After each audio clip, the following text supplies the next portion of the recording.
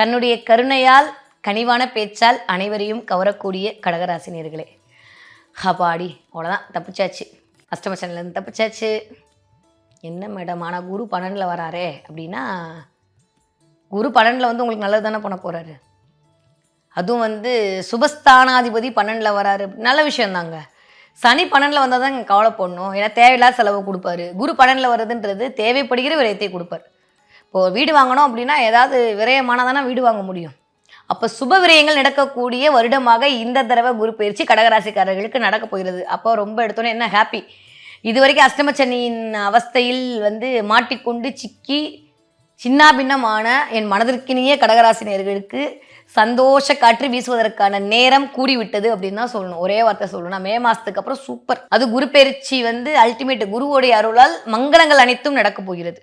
கண்டிப்பாக இடமாற்றம் நடக்க போகுது, எழுதி வச்சுக்கோங்க. ஒரு பெரிய விஷயம், உங்களுடைய துணை அல்லது துணைவியார் மூலமாக ஒரு சொத்து கிடைக்க போகிறது. இல்லை நீங்கள் உங்கள் துணைக்கோ துணையாருக்கோ சொத்தை எழுதி வைக்க போகிறீங்க. அவர்கள் பேரில் ஒரு ரிஜிஸ்ட்ரேஷன் பண்ண போகிறீங்க. இல்லை அவர்களுக்கு ஏதோ ஒரு விஷயம் நடக்க போகிறது. இல்லை அவர்கள் சொல்கிற ஒரு ஐடியாவை ஃபாலோ பண்ணி அதன் மூலமாக நீங்கள் வாழ்க்கையில் ஜெயிக்க போகிறீர்கள். அப்போது கண்டிப்பாக இந்த விடயங்கள் உங்களை இயக்கப் போகிறது.